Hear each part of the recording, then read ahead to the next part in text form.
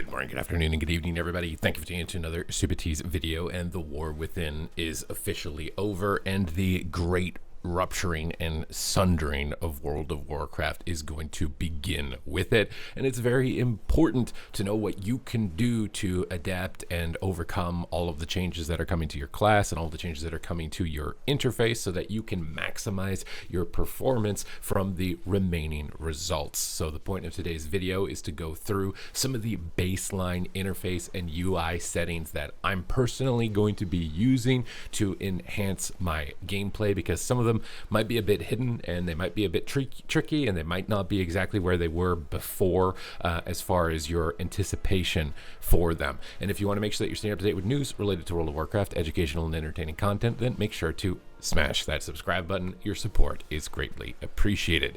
The first thing you're going to want to do upon logging in to Midnight pre-patch or the Midnight expansion, if you're starting a little bit later, is you're going to want to look at your talent tree, because for the most part, significant portions of the talent tree have been revamped. You're going to want to review through every single option because your standard build may have dramatically changed from the previous iteration. For example, on Druid, Heart of the Wild is now a 2-minute cooldown, and it doesn't do exactly the same things that it did before. So it's really important to look at the talent tree, really important to look at your spell book to see which abilities have been pruned, which abilities have been added. I am going to be uploading some YouTube shorts giving a quick summary of every specialization or class and what abilities are gone, so you log in and you're not just like, where did that button go? What's going on? The biggest one for me for Druid is that Renewal is gone. We have a passive heal now instead, so that opens up an extra keybind, which I decided to use on my Balanced Druid for Eclipse.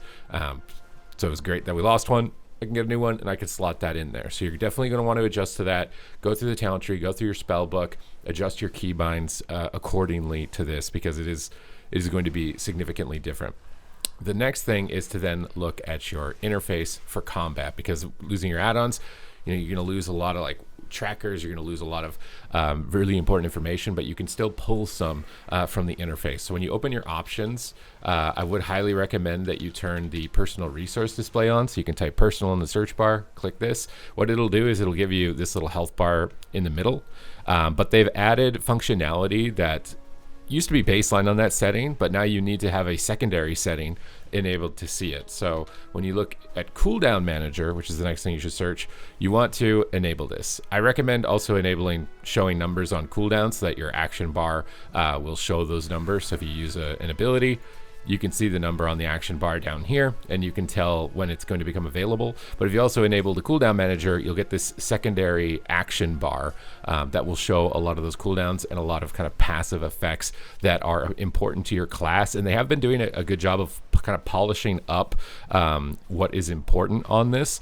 But if you really don't want to see everything that's available on the cooldown tracker, you can go into edit mode, and this is where you can kind of drag it around. So if you want the cooldown tracker by your HP bar, so you can see when your Fury of Elune or your Incarnation or whatever it is for your class is coming up, it's kind of in a generalized location where your eyes are going to be going quite frequently, is one that I would highly recommend for you to enhance your performance. And you can go into the advanced settings and you can kind of tailor this if you don't want Moonfire, Sunfire, if you don't want the instant Wrath procs to show up on this. If you just wanted only Incarnation, you can basically drag these in or out in order to get the best display possible. Let's say you wanted to know the cooldown of Mass Entanglement for a boss mechanic where you got to root a lot of ads that spawn, or in PvP when you got to root some pets that have been empowered. You can drag that onto the cooldown bar tracker, because I don't know if anybody else is out there is getting old like me.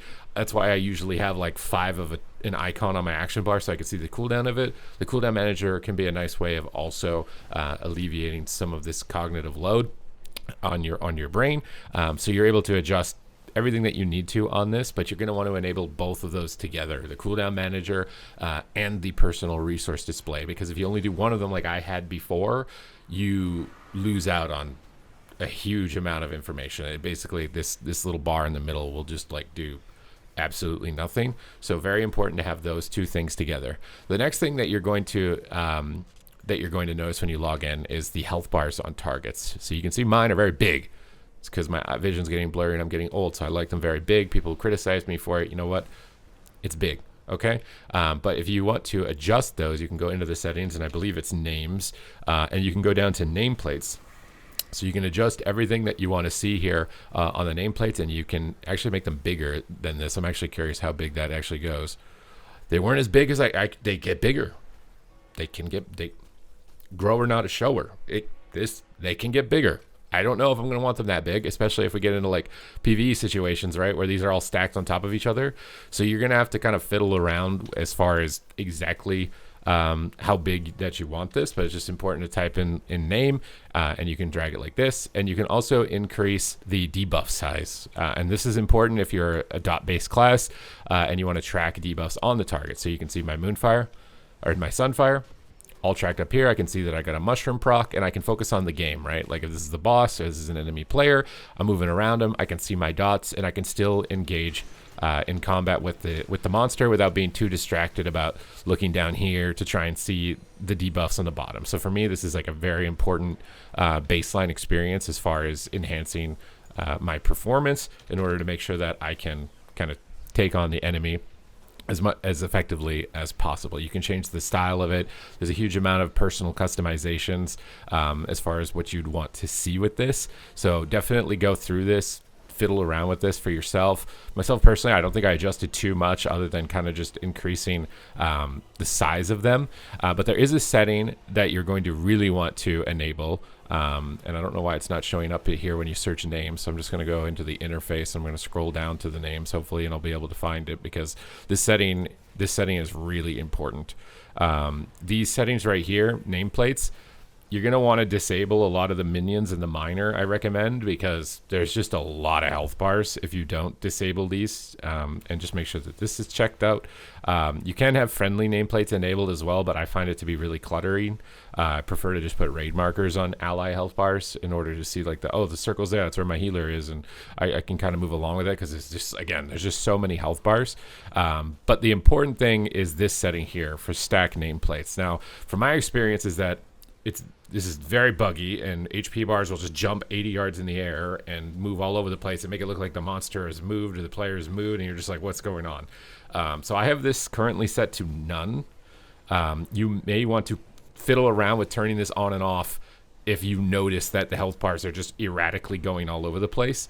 I'm hoping that this is just going to be fixed and it's not going to be a thing, because I don't know why the HP bars even became disjointed. But if you've watched any other content on YouTube, you've probably seen that. This is the setting that can at least help you try and control and contain it, because it will make you play worse. If you'll just suddenly see the HP bar go up into the sky, it's like the guy moved like so far away, and then you're playing around that and trying to like catch up with a ghost that doesn't exist. So this stack nameplates talent, very important. And you can see if you go to this nameplate section, you can see what happens to the health bars when you adjust them. So honestly, maybe you don't even search names for this. You should just click nameplates on the side, and then you can adjust all of this accordingly. And you can see that it'll show some cooldowns for allies and for enemies. Not everything. I'm hoping that they add more to it, because there's definitely some things that like don't show up at all, like totems, for example.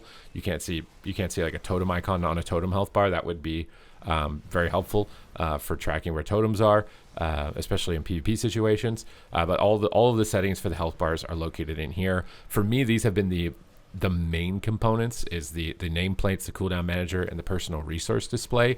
However, if you are going into PvP combat, you may also want to look at enabling raid frames and following through this checklist. So I have power bars to see mana, like how are my healers doing on mana, displaying incoming heals so that I can see like how far my health is going to be going up. I prefer the class colors because the random green, I feel like this random green is just like a setting from TBC when it used to be default green, and they just leave it in, and I don't know why they leave it as green as the default. The class colors are just way easier to understand and way more appealing. Let me know in the comments down below if anybody out here plays with the default green, because I feel like that just doesn't happen.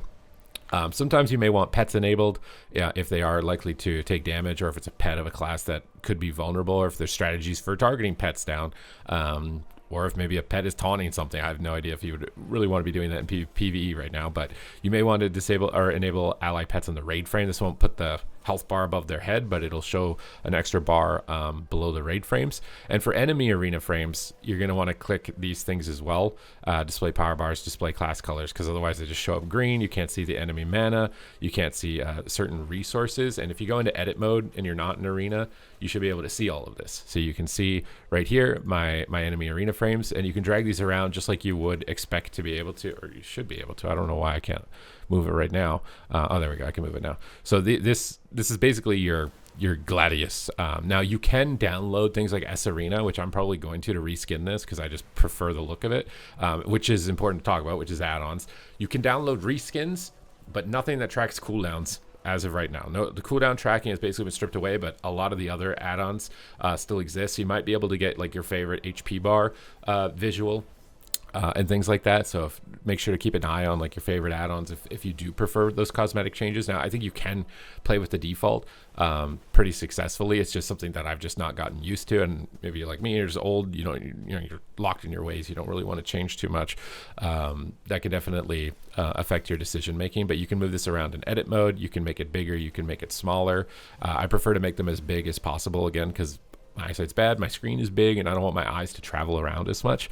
I think eye travel time, increases delay if you got lower reaction time or you're older like me, and you probably want some things bigger so that they're easier to click if you're clicking them, and they're easier to see if you're looking at them. So it's just important to know that. So the edit mode is very important. Settings here, enable those raid frames, enable the class colors if you want just like very streamlined looking default appearance. Basically that's going to maximize your overall effectiveness, because this is what I'm doing. If you don't do all of this, it can be very jarring. The HP bars might be very tiny, debuffs might be all over the place. So I wanted to make a video here to run you guys through it, so hopefully your experience when you're jumping into the pre-patch or even the beta can be as smooth as possible, because I expect that this transition is going to be pretty jarring initially, but I think overall it's going to be better for the game. I'm actually very excited after playing the last day of the season. I'm happy crowd control is coming down. I'm happy that we're not going to be able to track all this information and have add-ons and pop-ups and foghorns playing the game for us and automating a lot of the process. So I'm pretty on board with this, as long as Blizzard continues to work on it, and they have with previous systems, right? If we look back to the War Within, a lot of specializations released with hero talent trees that were not really done right when they released, but they got right on top of it, by the next kind of 0.1 patch or whatever it was, in order to complete them. And I would imagine that UI and things like that are the same. Not to say that it's still not important to relay our feedback to try and help with guidance as far as those changes and improvements into the future, but it has been shown that it will improve, and